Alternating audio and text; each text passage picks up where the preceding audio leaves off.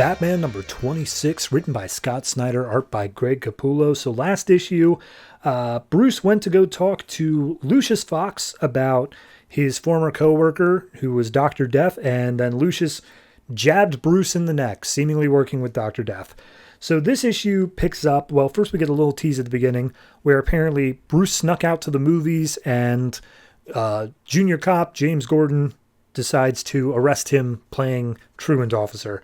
But then we cut back to the story where Bruce is coming to, and as he sits up, he sees that Dr. Death is basically strangling Lucius, and Lucius is like, wait, no, you don't have to do this.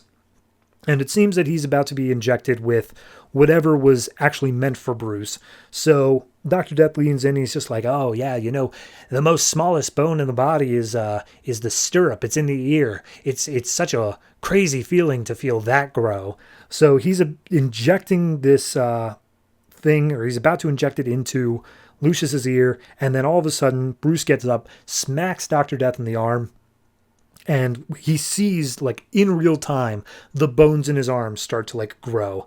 So Bruce is smacked aside, and Lucius is like, oh, Bruce, you got to run. You got to get out of here. And that's the first time that I guess Dr. Death realizes, like, wait a minute, hold on, that's Bruce Wayne? Oh, that's too good. So at that point, we see Dr. Death take Lucius and like chain him up by the neck and starts hoisting him up, at which point Bruce leaps into action to try to distract Dr. Death. He throws his belt to make a noise down in like a wind turbine tunnel or something like that. And as he makes his way in, Bruce closes the door behind him, presses a button, and the wind turbine turns on, and it's got the force of like a jet engine, so it just blasts Dr. Death against the wall hard. So Bruce lets Lucius down. Lucius informs him, like, hey, sorry I had to play along there, but, like, I gave you the vaccine rather than the thing itself, so I'm hoping that'll work for you. But either way, we got to get out of here. We got to stop it. So they start trying to make their way out the door. They know Dr. Death's on their heels, and as they reach this final lock that Lucius is scrambling for the keys for, Dr. Death catches up, and now, because he was slammed against his back so hard against the wall, his back is just huge bony protrusions. He looks like a true monster here. And he grabs Bruce by the head and just starts crushing his skull in his hands. And he's like, well, how old are you? Like 25? Like that's the exact age where the skull finally hardens up. It's no longer like malleable. However, there are still seam lines that can be crushed. And you start hearing this cracking noise inside of his skull. And it's at that point that Dr. Death takes a bullet to the back. Turns out Jim Gordon showed up and he's like, hey, put your hands in the air. You got to the count of 3. Dr. Death, of course, doesn't wait. He jumps out the window and leaves Bruce with some severe brain trauma, bleeding on the floor. So it's at this point that we see what I guess is Bruce's memory, dream, something like that. He's inside of a iron ball that's dangling over a huge pit, and it's opened up by a man with some keys. It seems that he's a prisoner. And he's handed a phone and says, your father is on the phone. And through the phone, a voice says, Bruce, please talk to me. Bruce, are you there? And it doesn't seem that Bruce answers. So we then see Bruce wake up. He's in a hospital. Alfred's by his side. And Bruce is like, oh, geez, how long have I been out? And Alfred's like, oh, a better part of a day. But like, you have brain trauma. You need to stay here. And Bruce is like, I can't. Do you have my formal wear? And Alfred's like, let me reiterate. You have brain trauma, dude. You need to stay here. And as Bruce tries to get out of the bed, he sees that he's actually handcuffed to it. And that's when Jim Gordon turns the corner and he's like, look, here's the thing. I just need to talk to you, Mr. Wayne. I didn't want you running off before we had a chance to. And Bruce is like, I don't trust you, man. Regardless of what you want, regardless of if you think we're on the same side here, because you know I'm going after Dr. Death, even if I am just a citizen, I don't trust you. And he's like, what? What did I do to you? And he recounts the day that Jim took him in as, you know, a truant officer. But as he's riding in the back of this cop car, the cop that he's partnered with, who is, what's his name? Dan Corrigan. Dan keeps on going inside of these businesses. And he keeps on walking in and keeps on walking out with like things.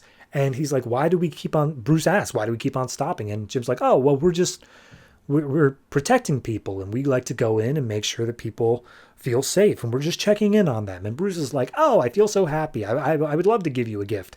And we see that as he's leaving this tailor shop, Dan is carrying a new trench coat, which is the same trench coat that Jim Gordon wears to this day. And Bruce points out, like, I didn't know back then, but now I do. You and your partner were essentially racketeering. You were shaking down those shops and asking for protection money, and you got gifts out of it because that's the only way they could afford it. You are a dirty cop, Jim Gordon, and I will never, ever trust you. And at that point, he snaps out of the handcuffs, and he even says, like, and don't forget, like, that night you delivered me back home, but my parents wanted me to be able to see the movie that I was seeing the whole way through. So they brought me to the theater. So the last thing I saw that night was this. And he takes Gordon's gun and, like, holds it out to his face saying, yeah, that was the night my parents died.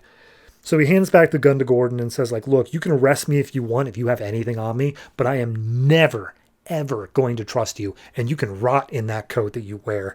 So Bruce walks off with Alfred. Gordon's approached by a beat cop who says, hey, we got a message from the Riddler. This is just a copy of it, but you should see what it says. So later that day, Batman's going out onto the water. Turns out that there is a weather center that he wants to investigate because that has some of the last scientists that worked with Dr. Death. And the storm is coming down as well, the storm that's always been teased throughout Zero Year. And as he gets there, he sees one of the scientists sitting there, turns him around in his chair. He's already been infected. He screams out for help. And as his bones start growing rapidly, there's nothing he can do. But all of a sudden the lights turn on and we see the commissioner is there along with a few other cops who say, like, hey, Batman, whatever you did to these people, put your hands in the air. And he's like, wait, you got it all wrong. And he's like, no, I don't think we do. Open fire. And the cops all start firing at Batman, and we see blood dripping to the ground. So Batman's dead. And I do think that next issue might be a little bit of an extra long one. I know it is for Detective Comics because that's Detective 27, and they love their extra long comics for Detective 27s. But I think Batman might get a little bit extra as well. We'll see about that. Regardless, it's a fine issue. It's good enough. I think the center point, the main focus of it, is this idea of why doesn't Bruce trust Jim? And we finally get the backstory to that. It's a change. It's a hard change. I mean, I vaguely remember there being something that redeems Jim by the end, but yeah, no, it's interesting to see Batman be like so anti-cop to the level of like, no, even Jim Gordon, the shining example, is like beneath him. There's no way that he's ever going to trust him. Yeah, no, it's perfectly good. I think it's doing a great job of setting up Dr. Death as this monstrous villain who is just beyond help, beyond saving, and is actually very dangerous based off what he's doing. All in all, I'll give it an 8. I enjoyed it. I do think there are some weird bits to it. I think that the cutaway to that prison thing, unless we're going to get more on that later on, it just seems a bit strange. But I'm not totally out of it. So yeah, 8.